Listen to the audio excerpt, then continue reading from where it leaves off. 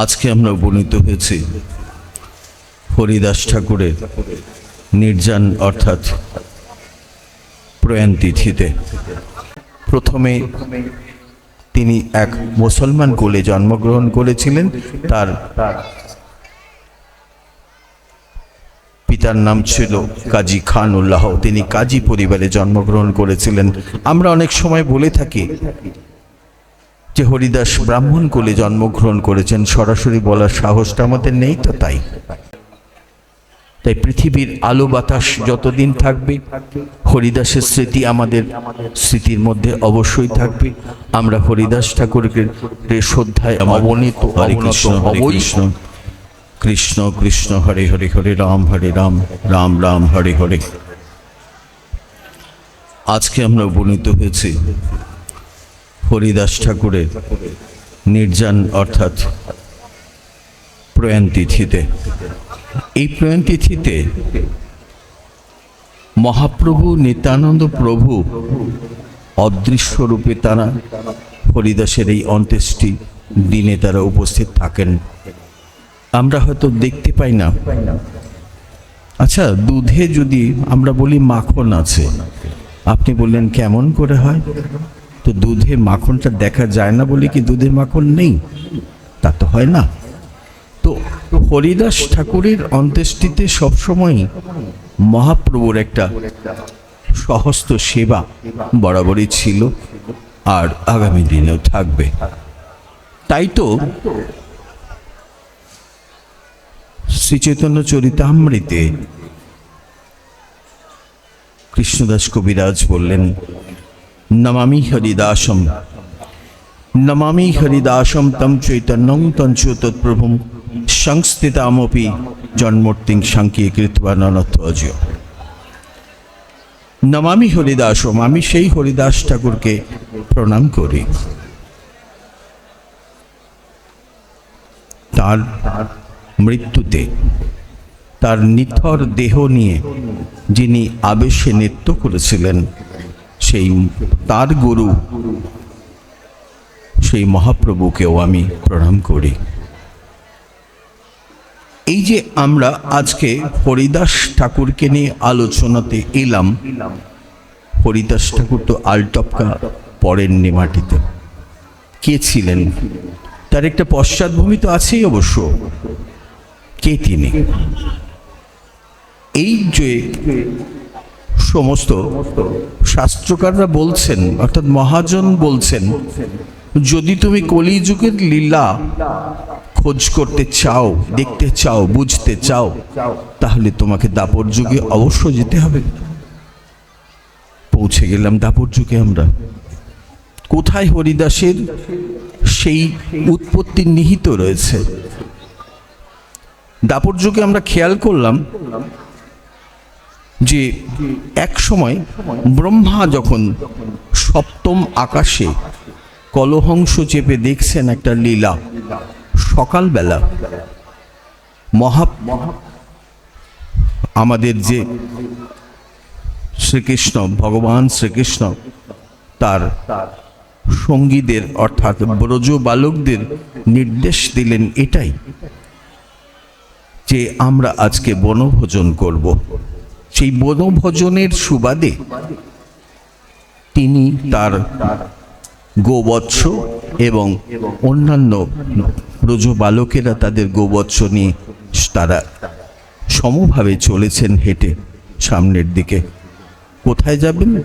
তারা বনচারিত হবেন, সঙ্গে সঙ্গে সেখানেই তারা বনভোজন করবেন। বনভোজন কি? আমাদের বনভোজন কিরকম হয়? আমরা কোনো একটা পিকনিক স্পট বেছে বের করি এবং সেখানে খাওয়া দাওয়া ইত্যাদি, সেখানেই রান্না বান্না, সেখানেই খাওয়া দাওয়া। কিন্তু ব্রজে তা নিয়ম ছিল না। ব্রজে ছিল যার যার বাড়ি থেকে তাদের রোজকার যে খাবার সেটা তারা নিয়ে যাবেন, নিয়ে গিয়ে বনে বসে ভোজন করবেন। সেটাই হলো বনভোজন। এটা হচ্ছে ব্রজ বনভোজন। নির্দেশনা কার ছিল? ভগবান শ্রীকৃষ্ণের। তখন তার বয়স ছিল, তাকে এটাকে বলা হতো কৌমার লীলা। ভগবানের এটা কৌমার লীলা ছিল। 5 বছর বয়স পর্যন্ত এই কৌমার লীলা তিনি করেছিলেন। এই কৌমার লীলা চলাকালীন তিনি কি করলেন? চলেছেন হেঁটে, নিজে প্রকৃতির সঙ্গে একাত্ম হয়ে গেছেন। সমস্ত ব্রজবালকেরা তার সঙ্গে হেঁটে চলেছেন। কেউ কেউ গাছে উঠে বানরের লেজ ধরে টানছে, কেউ বা জলের মধ্যে হাঁসের চলাকে অনুকরণ করছেন, কেউ বা উড়ন্ত পাখির সঙ্গে ছুটে চলেছেন। এরকম নানা রকম করতে করতে তারা আবার কৃষ্ণকে স্পর্শ করে বলছেন, আমি আগে কৃষ্ণকে স্পর্শ করেছি। এই যে সমস্ত চেতনা খেলাধুলো চলতে চলতে একটা সময় তারা এসে পৌঁছলেন কোথায়? যে কিছুক্ষণ পরে তারা দেখলেন যে প্রাকৃতিক শোভার মতো একটি জীব পড়ে আছে সেখানে। তারা কিন্তু এই জীবটাকে দেখে ভুল করলেন। এই ভুলটা কি করলেন? যে এই ভুলটা আর কেউ নয়, এটা হচ্ছে কংস প্রেরিত এক অসুর, তার নাম অঘাসুর। এই অঘাসুরের দৈর্ঘ্য হচ্ছে প্রায় 2 মাইলের মতো। সুন্দর একটা পাহাড়ি সুড়ঙ্গের মতো, গুহার মতো সে পড়ে আছে। তার অধরষ্ট মাটিতে ঠেকে আছে, অধর মাটিতে ঠেকে, ওষ্ঠ কোথায় যে গগনচুম্বী হয়ে আছে সেটা আর কেউ দেখতে পাচ্ছেন না। কিন্তু সুন্দর একটা প্রাকৃতিক পরিবেশ। জীবটা যেন মনে হচ্ছে একটা পাহাড়ের গুহায় ঢোকার পথ। এটা দেখে ব্রজবালকেরা অত্যন্ত আনন্দিত, আহ্লাদিত হয়ে উঠল। তারা তখন একজন অপরকে বলতে লাগলো, দেখো এটা একটা ঠিক অজগর সাপের মতো মনে হচ্ছে না? দ্বিতীয় জন বলছে হ্যাঁ। আবার তৃতীয় জন বলছে না, এটা কিন্তু সাপ নয়, জানো, এটা একটা ব্রজেরই একটা প্রাকৃতিক শোভা। এই কথা বলে নিজেদের মধ্যে নানান রকম ভ্রমের আলোচনা করছেন। ভগবান কৃষ্ণ কিন্তু তাদের থেকে যথেষ্ট দূরবর্তী অঞ্চলে আছেন, কিন্তু তিনি কিন্তু তাদের সমস্ত মনের কথা বুঝতে পারছেন। তারপরে নিজের মনেই নিজে বলছেন, স্বগতোক্তি করছেন যে দেখো দেখো, ওরা আসলটাকে নকল ভেবে সে তার মধ্যে মুখের মধ্যে প্রবেশ করতে চাইছে। বলছে এটা দেখো অনেকটা পাহাড়ের কোন একটা গুহা মতো লাগছে না? অন্যজন বলছে হ্যাঁ। দেখো এর মধ্যে থেকে যে গরম বাতাস বেরিয়ে আসছে, মনে হচ্ছে একটা সাপের, অজগর সাপের মুখগহ্বর। অন্যজনে সায় দিচ্ছে। এইভাবে নিজেরা কি করলো? তারা কৃষ্ণের, ভগবান শ্রীকৃষ্ণের মুখের দিকে তাকিয়ে তার মুখাবয়ব লক্ষ্য করে হাততালি দিতে দিতে তারা সেই অঘাসুরের পেটের মধ্যে সেই গোবৎস চারণ করতে করতে তারা গোবৎসকে নিয়ে পেটের মধ্যে ঢুকে পড়ল। অঘাসুর কিন্তু মুখ বন্ধ করল না, অপেক্ষা করছে কার জন্য? তার প্রথমেই এই লীলা দেখে গা জ্বলছিল। সে তখন চিন্তা করলো কৃষ্ণ সহ এই ব্রজবালকদের সে হত্যা করবে। যেই ভাবা সেই কাজ। তখন সে চিন্তা করলো যে যতক্ষণ পর্যন্ত কৃষ্ণ তার মুখের মধ্যে না ঢুকছে ততক্ষণ সে মুখাব্যাদান করে থাকবে, অর্থাৎ হা করে থাকবে। কৃষ্ণ দেখলেন যে এই ব্রজবালকদের বা ব্রজবাসীদের রক্ষাকর্তা একমাত্র তিনি। রক্ষা করতে হলে তাকেই করতে হবে। তখন তিনি কি করলেন? সেই ব্রজবালকদের পশ্চাৎ পশ্চাৎ তিনিও সেই অঘাসুরের পেটের মধ্যে প্রবেশ করলেন। প্রবেশ করার সাথে সাথে অঘাসুর মুখ বন্ধ করল। সঙ্গে সঙ্গে দেবতারা হায় হায় করে চিৎকার করে উঠলেন, এ কি হলো? ভগবান তো এখানেই তার জীবনের ইতি টেনে দিলেন। কিন্তু না, ভগবান তার শক্তির সঙ্গে পেরে ওঠা অঘাসুরের পক্ষে সম্ভব কোনো মতেই ছিল না। ভগবান কি করলেন? আস্তে আস্তে নিজের দেহটাকে তার এই কণ্ঠের মধ্যে প্রবেশ করিয়ে একটু একটু করে বাড়াতে শুরু করলেন। এরপর অঘাসুরের শ্বাসরোধ হয়ে গেল। অঘাসুর তখন মাথাটা ডাইনে বাঁয়ে করতে করতে এক সময় শ্বাস রোধিত হয়ে প্রাণ ত্যাগ করল। আর তার যে প্রাণবায়ুটা মধ্য মানে মাথার মধ্যাংশ ভেদ করে একটা অত্যুজ্জ্বল আলো আকাশে ভেসে থাকলো। ভগবান কি করলেন? এবার অঘাসুরের পেট থেকে ধীরে ধীরে বেরিয়ে আসলেন তার সমস্ত ব্রজবাসী ছেলেদের সঙ্গে নিয়ে। সঙ্গে তাদের গোধনগুলোও ছিল। এক সময় কিন্তু অঘাসুরের পেটের মধ্যে ঢুকে তারা গোধন সহ তারা প্রাণত্যাগ করেছিল, কিন্তু ভগবান তার সর্বজ্ঞতা শক্তি দিয়ে সেই ব্রজবালকদের পুনরুদ্ধার করলেন এবং পুনর্জীবিত করলেন। এই দৃশ্য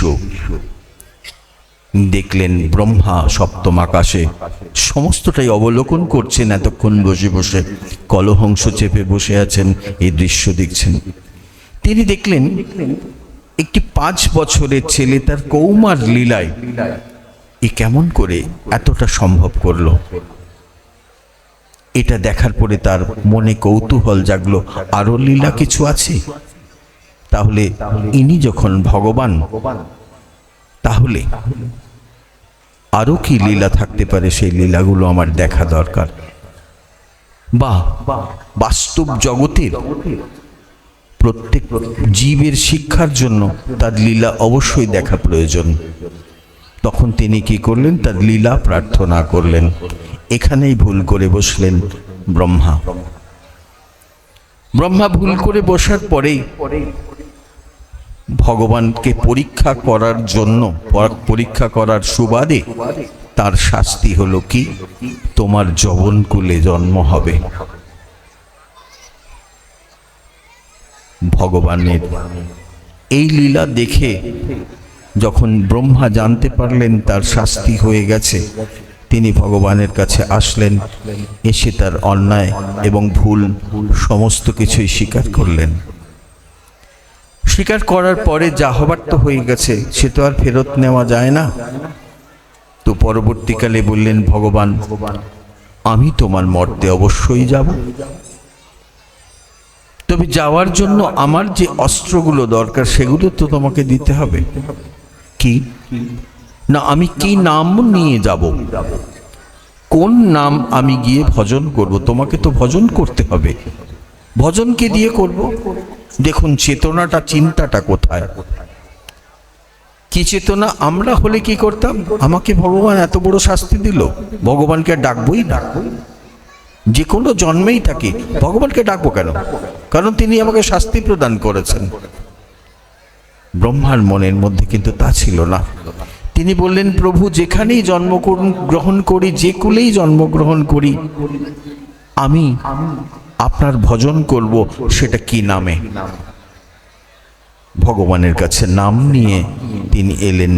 শুধু তাই নয়, বলেছিলেন আমি তো যাবই, যেতে আমাকে হবে, কিন্তু আমাকে উদ্ধার করবেন আপনি, আপনাকেও যেতে হবে। তাই দেরিতে হলেও 36 বছর পরে ভগবান যখন হরিদাস ঠাকুর জন্মগ্রহণ করলেন 1449 খ্রিস্টাব্দে, সেই সঙ্গে সঙ্গে তার 36 বছর পরে মহাপ্রভুকেও আসতে হয়েছিল। মহাপ্রভু তার সমস্ত লীলাগুলি একে একে সাজিয়ে নিয়ে তবে কিন্তু মর্তভূমিতে এসেছিলেন। কেন? হরিদাসকে কথা দিয়েছেন যে তাকে তিনি উদ্ধার করে নিয়ে যাবেন। সে কারণে হরিদাস এলেন তার 36 বছর পরে, মহাপ্রভু এলেন। একদিন মহাপ্রভু কীর্তন করছেন রাস্তায়, নাম করছেন, নাম করতে করতে চলেছেন। দেখা হলো রাস্তায় শ্রীবাসের সঙ্গে। শ্রীবাসকে বললেন, দু চোখ ভরা জল, বললেন, আমাকে একটু নাম করার জায়গা দেবে গো। শ্রীবাস বললেন, তুমি তো এই ত্রিলোকের অধীশ্বর, তোমার আবার জায়গার প্রয়োজন কিসের? তুমি আমার কাছে জায়গা চাইছো? আমি তো তোমার সেবক রূপে তোমার থেকে 40 বছর আগে এই পৃথিবীতে অবস্থান করেছি তোমার আদেশে। তো তোমার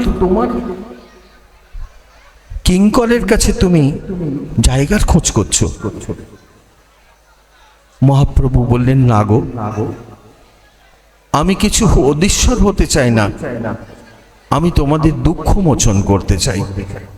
এই দুঃখ মোচন করতে চলে আসলেন কার? হরিদাসের। হরিদাসের দুঃখ মোচন মানে সম্পূর্ণরূপে তাকে লালন পালন করা থেকে শুরু করে সমস্ত কিছুর মধ্যে তাকে রাখলেন। হরিদাস এলেন, প্রথমে তিনি এক মুসলমান কুলে জন্মগ্রহণ করেছিলেন। তার পিতার নাম ছিল কাজী খান উল্লাহ। তিনি কাজী পরিবারে জন্মগ্রহণ করেছিলেন। আমরা অনেক সময় বলে থাকি যে হরিদাস ব্রাহ্মণ কুলে জন্মগ্রহণ করেছেন, সরাসরি বলার সাহসটা আমাদের নেই তো তাই। কিন্তু একটা জিনিস আমরা মনে করতে পারি কি, যে সেখানে যখন অভিশাপ প্রাপ্ত হলেন তিনি, তোমার যবন কুলে জন্ম হবে, এখানে এসে অভিশাপটা পাল্টিয়ে গেল যে তিনি ব্রাহ্মণ কুলে জন্মগ্রহণ করেছিলেন। সত্যটা অস্বীকার করতে কেন করি আমরা? যাই হোক, হরিদাস জন্মগ্রহণ করলেন এক কাজী পরিবারে, সচ্ছল কাজী পরিবার। কিন্তু বিধি বাম এমন একটা সময় তার গেল যে তিনি একটা দুর্ঘটনায় তার মা এবং বাবা দুজনকে, পিতামাতা দুজনকে একসাথে হারান। কেন? অনাথ হওয়ার পালা যে তার আগে থেকে লেখানো। তিনি তো আগেই যে পার্থিব কষ্ট, দুঃখ, ক্লেশ এগুলো পাবেন সেটা তো আগে থেকে লিখে আসা। তো ভগবানের কাছে যখন লিখিয়ে এসেছেন তো পাবেন না সেটা। তাই হরিদাস কি করলেন, তখন যখন হারেশ নাম ছিল সে সময়, হরিদাস তখন নাম হয়নি। কিন্তু ব্যবহারিক ক্ষেত্রে আমরা হরিদাস বারবার করে বলে ফেলি কেন, যে তার নামটা পরবর্তীকালে অদ্বৈত প্রভু পাল্টে দিয়েছিলেন। যেমন বৈষ্ণব ক্ষেত্রে নামের আদ্যক্ষর দিয়ে আমাদের প্রত্যেকের নাম রাখেন আমাদের গুরুদেবরা। তো হরিদাস ঠাকুর যখন ধীরে ধীরে বড় হচ্ছেন,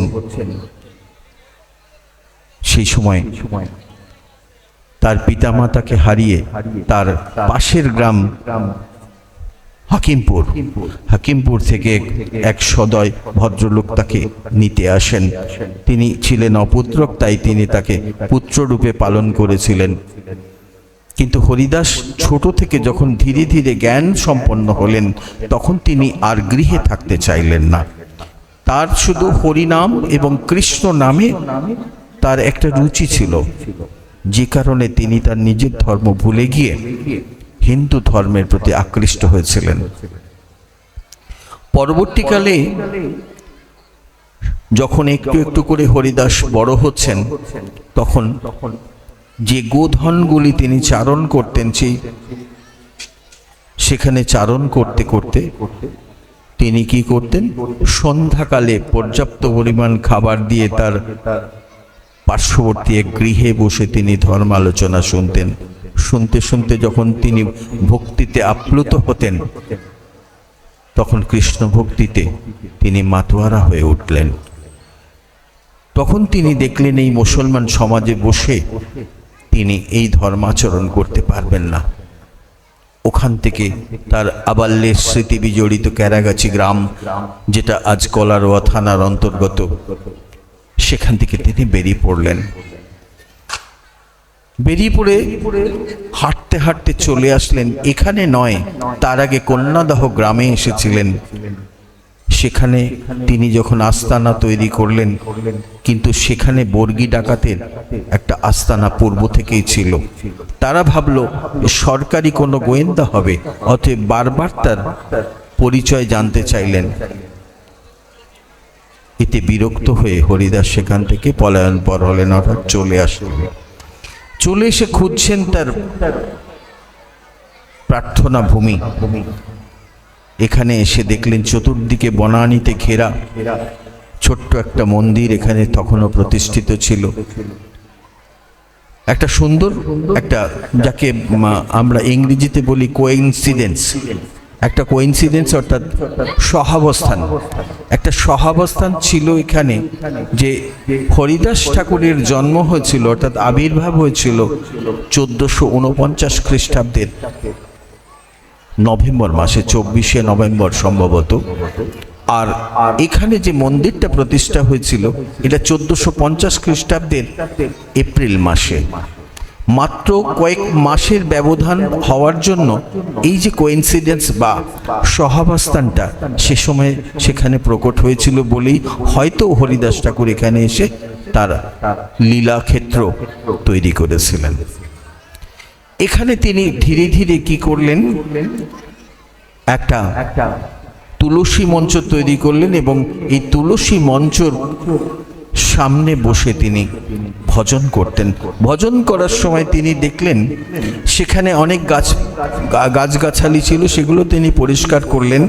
এখনকার যেটা মাধবীলতা গাছ সেটাকে তিনি কিন্তু পরিষ্কার করেননি।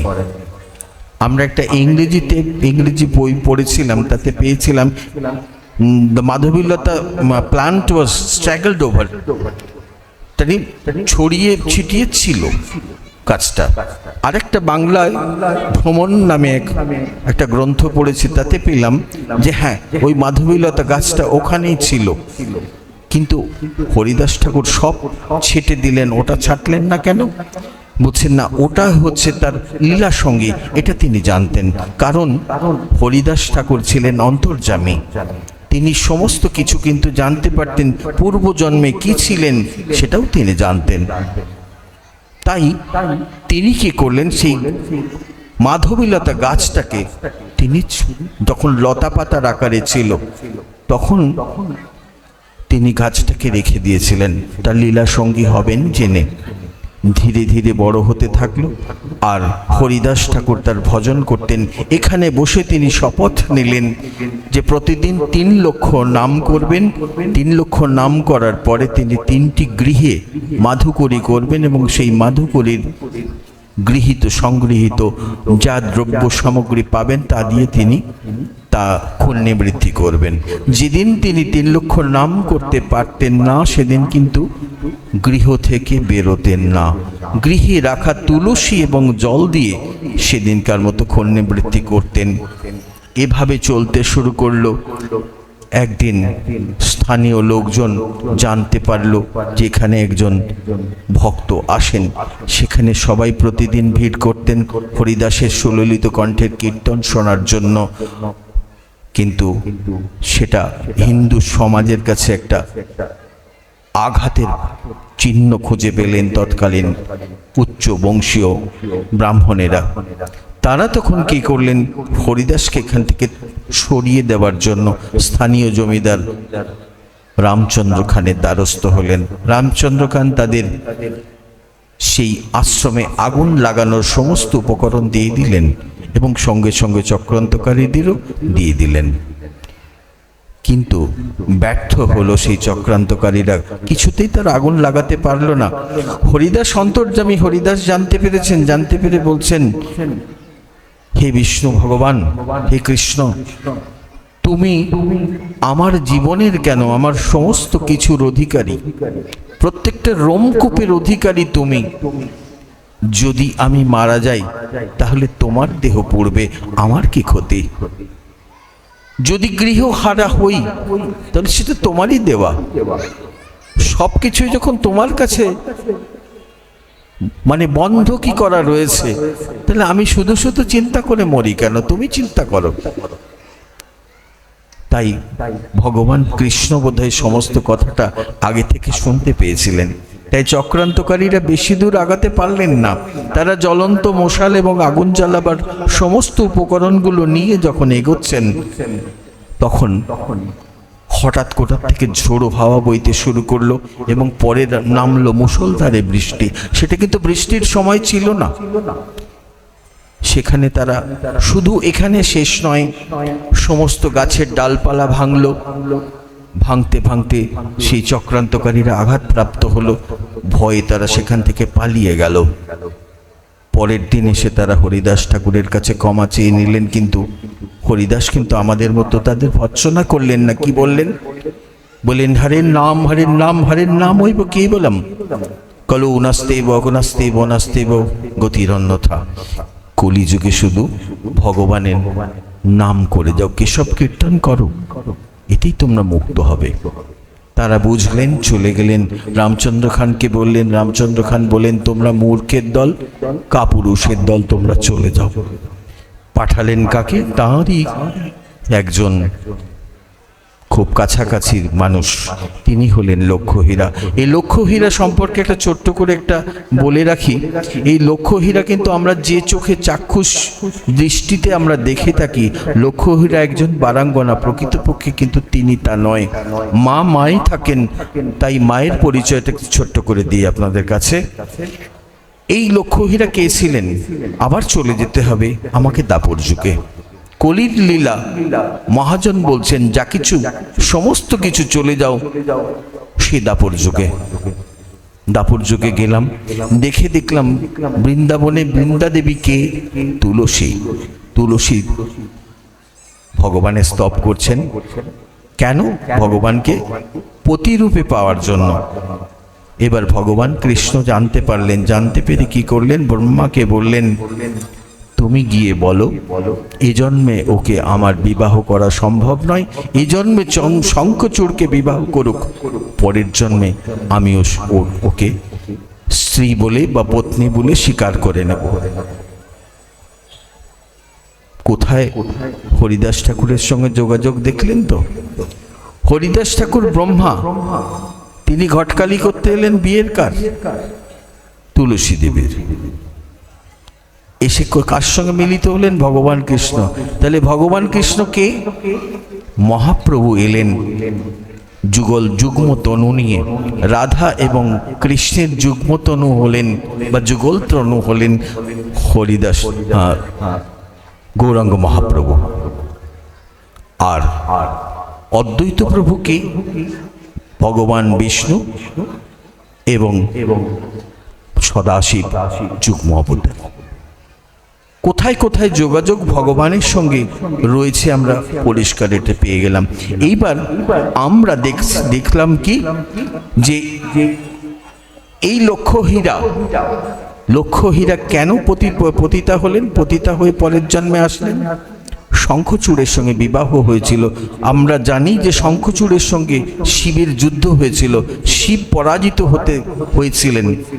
সে সময় শিব এসে ভগবান কৃষ্ণকে বললেন, আমি শঙ্খচূড়ের কাছে পরাজিত, ওর পরাক্রমের সঙ্গে আমি পেরে উঠছি না। বললেন, দেখো ওর সমস্ত শক্তি ওর সতীত্বে, ওর পত্নীর সতীত্বে নিহিত রয়েছে, তোমরা কেউ কিছু করতে পারবে না। তখন ভগবান শ্রীকৃষ্ণ কি করলেন?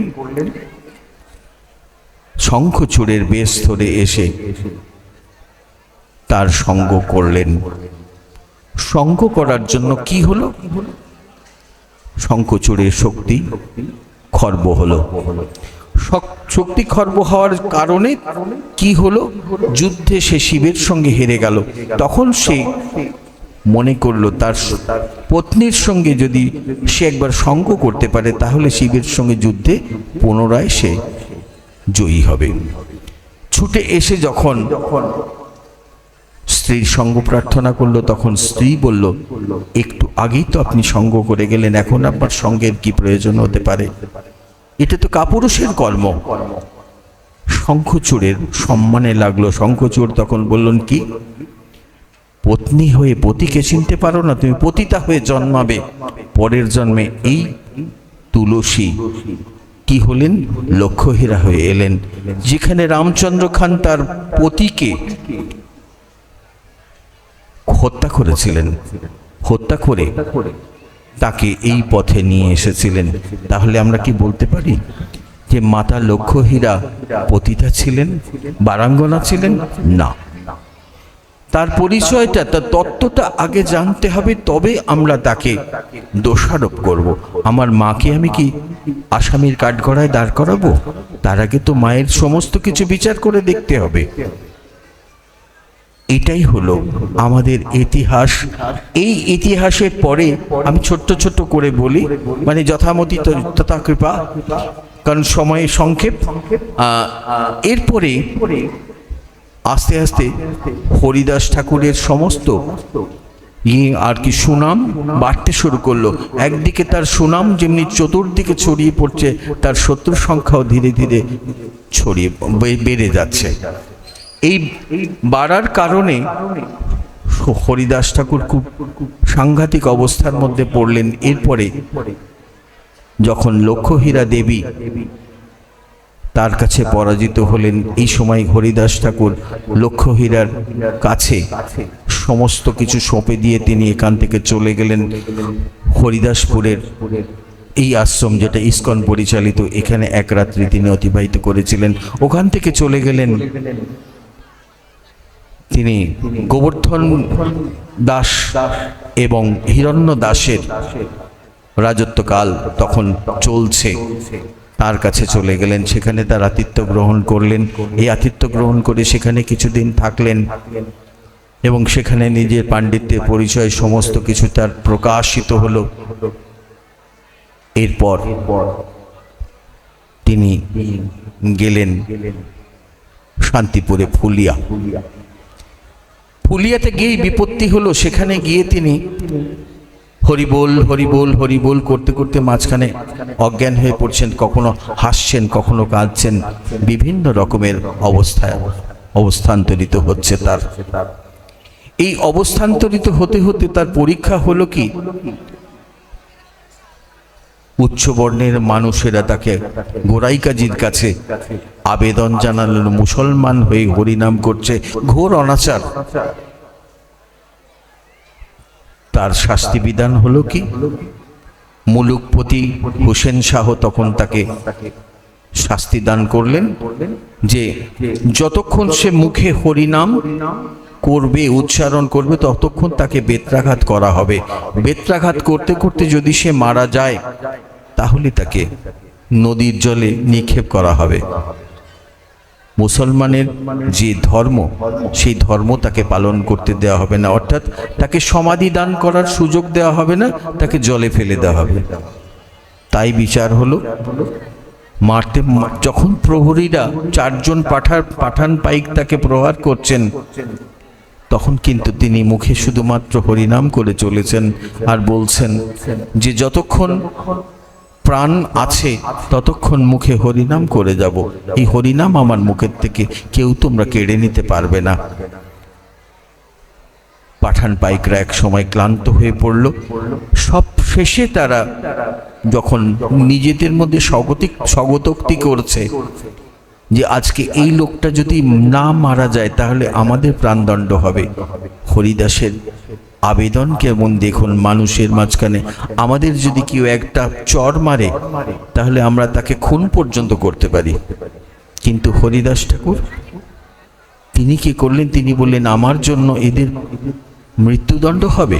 হতে পারে না, এই কাজ হতে পারে না। তখন তিনি কি করলেন, তিনি সমস্ত বায়ুগুলিকে স্তম্ভন করে মৃতের ভান করলেন।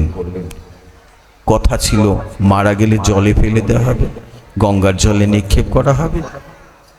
চুক্তি অনুযায়ী গঙ্গার জলে নিক্ষেপ করা হলো। হরিদাস ঠাকুর সেখান থেকে 3 দিন পরে উঠে এসে হরিনাম সংকীর্তন করতে করতে উঠে আসছেন।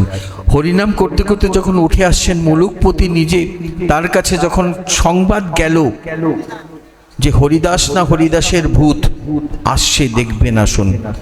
মুলুকপতির পায়ে পাদুকা ছিল না, গায়ে উত্তরীয় ছিল না, শুধু পরনে বহির্বাসটা ছিল। ছুটে এসে বললেন যে আজ জানিলাম মই তুমি বড় পীর। তো মুসলমান যারা হবে তারা মুসলমানকে পীর বলবে, অন্য জাতের মানুষকে তারা পীর বলবে না। এছাড়াও আরও একটা প্রমাণ রয়েছে যে তিনি যখন মারা যান তখন মহাপ্রভু তাকে উত্তরী দিশাতে মাথা রেখে তাকে সমাধি দান করেছিলেন শায়িত অবস্থায়, যেটা মুসলমানদের ক্ষেত্রে হয়ে থাকে। আরও একটা প্রমাণ রয়েছে যে মহাপ্রভু তাকে কোনোদিন পুরীর মন্দিরে প্রবেশাধিকার দেননি। তিনি পুরীর সমুদ্রের তীরে একটা কুটিরে থাকতেন, যেটা মহাপ্রভু তৈরি করে দিয়েছিলেন। তার প্রবেশাধিকার ছিল না, কেন? তিনি মুসলমান বলে। এরপরে একদিন হরিদাস অনুভব করলেন তার পৃথিবীতে বেঁচে থাকাবার 3 লক্ষ নাম তিনি করতে পারছেন না। গোবিন্দ অর্থাৎ মহাপ্রভুর যে সেবক, সে দীপ্রাহরিক প্রসাদটা মহাপ্রভুর পক্ষ থেকে দিয়ে আসতেন হরিদাসকে। হরিদাস সেদিন প্রসাদ গ্রহণ করলেন না। ধীরে ধীরে তিনি নাম সংকীর্তন করছেন, নাম সংখ্যা পূরণ হয়নি। গোবিন্দকে বললেন, গোবিন্দ, আজ আমি তোমার প্রসাদ নিতে পারবো না। কিন্তু মহাপ্রভু মহাপ্রসাদ কোনোটাকেই আমি অপমান করতে পারবো না বলছেন। এক রঞ্চা মানে একটি অন্নকণা তুলে নিয়ে মুখে দিয়ে বলেছিলেন, তুমি মহাপ্রভুকে বলো আমি মহাপ্রসাদ মহাপ্রভু কোনোটাকেই অপমান করিনি।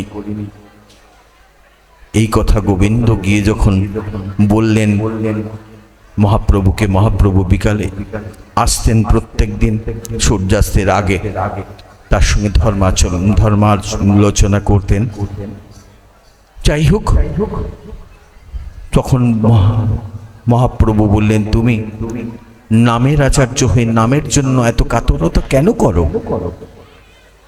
হরিদাস বুঝলেন 3 লক্ষ নাম যে মুখ করতে পারে না, তার আর বেঁচে থাকার কোনো অধিকার নেই। তিনি তখন ইচ্ছা মৃত্যু কথা বললেন। মহাপ্রভু অনেক পরে মেনে নিয়েছিলেন তার এই মৃত্যুর কথা। 81 বছর বয়সে যখন তিনি নুজ হয়ে পড়েছেন, আর কিছু করার ক্ষমতা নেই, তখন তিনি মৃত্যু কামনা করলেন এবং মহাপ্রভুর সামনেই মহাপ্রভুকে বললেন, ওই পদ্মপলাশ লোচনের দিকে তাকিয়ে থাকতে থাকতে আর শ্রীকৃষ্ণ চৈতন্য প্রভু নিত্যানন্দ এই নাম করতে করতে আমি আপনার কোলে দেহত্যাগ করব। দেহত্যাগ করলেন। দেহত্যাগ করে তিনি মহাপ্রভু তাকে কোলে তুলে নিয়ে তাকে আবেশে নৃত্য করেছিলেন। যে শ্লোকটা আমরা বললাম, নমামি হরিদাসম তম চৈতন্যং তঞ্চু তৎপ্রভুম সংস্থিতামপি জন্মর্তিং সংকীর্তিত্বা ননত্তজ। এই অবস্থা থেকে তিনি মহাপ্রভুকে নিয়ে মহাপ্রভু হরিদাস ঠাকুরকে কোলে নিয়ে চলেছেন। চোখের জল ফেলছেন আর বলছেন, হরিদাস, সেদিন তোমার দিন ছিল, সেদিন তুমি আমাকে ছুতে দাওনি। আজ আমার দিন, আজ আমি তোমাকে আদর করব, কোলে নেব, চুম্বন করব, তোমাকে আমি সমুদ্র স্নান পর্যন্ত করাবো। তিনি সমুদ্র স্নান করালেন এবং সেই বালিয়াড়ির বুকে বললেন, তোমার জন্য তো মাত্র 3.5 হাত জায়গা লাগবে। তিনি সেখানে তার হরিদাস ঠাকুরের দেহ সমাহিত করলেন। সারা বিশ্বের সমস্ত বৈষ্ণব কুল সেদিন ভেঙে পড়েছিলেন মহাপ্রভুর ডাকে। সেদিন তারা সংকীর্তন করতে করতে হরিদাস ঠাকুরকে বিদায় দিয়েছিলেন। বলেছিলেন, মহাপ্রভু বলেছিলেন গুন্ডিচা মন্দির বন্ধ করতে করতে, দরজা বন্ধ করতে করতে বলেছিলেন, হরিদাস চলে গেল, বেঁচে থাকা বার 3 লক্ষ নাম বলো, কে শোনাবে আর। আজ আপনারা যেখানে এসেছেন সেখানেও কিন্তু আজকে মহাপ্রভু নিত্যানন্দ প্রভু এরা অদৃশ্য রূপে আজও এখানে এসে দাঁড়িয়ে আছেন, অপেক্ষা করে আছেন। এটা কিন্তু মজার দিন নয়, আমাদের কাছে দুঃখের দিন। শুধুমাত্র ছাদের উপরে উঠে শুধু দেখবেন এই মাধবীলতা এবং তমাল দুজনের দিকে ঝুঁকে বলছে, প্রভু আজ তোমাকে সবাই দেখতে এসেছে। আপনাদের কাছে প্রশ্ন রাখবে, মনে হবে প্রশ্ন করছে আপনাদের কাছে, তোমরা আজ আমার প্রভুকে দেখতে এসেছো, কালকে তোমরা আসবে তো? এই প্রশ্নটা দেখবেন গাছের, দুটি গাছের কাছে গিয়ে দেখবেন এখন তমাল গাছকে দেখুন ঝুঁকে পড়েছে সেই মাধবীলতার দিকে, যেন তাকে বলছে এই একই কথা, কালকে তোমরা আসবে তো আমার প্রভুকে দেখতে। পুরীতে সিদ্ধ বকুল তার গাছের ডাল থেকে 3টে বকুল ফুল ঝরিয়ে দিয়েছিল হরিদাস ঠাকুরের সমাধির উপরে, আর 2 ফোঁটা জল দিয়েছিল, আর বলেছিল তোমাকে দেবার মতো তো আমার কিছু নেই, এতদিন তুমি আমাকে হরিনাম শুনিয়েছ, কিন্তু আজ আমায় কে শোনাবে, তাই আমার সামর্থ্য যা ছিল তাই তোমাকে 3টি বকুল ফুল উপহার দিলাম, এছাড়া আমার দেবার মতো কিছু ছিল না। তাই পৃথিবীর আলো বাতাস যতদিন থাকবে হরিদাসের স্মৃতি আমাদের স্মৃতির মধ্যে অবশ্যই থাকবে। আমরা হরিদাস ঠাকুরকে শ্রদ্ধায় অবনত হবই, এটা একটা ঘটনা। আজকে এই পর্যন্ত আমার হরিদাস ঠাকুর সম্পর্কে ছোট্ট আলোচনা শেষ করে আমি বিদায় নিচ্ছি। জয় জয় শ্রী রাধেশ্যামী তাই গৌর সীতানাথ প্রেমানন্দ। হরি বল, হরি বল, হরি বল।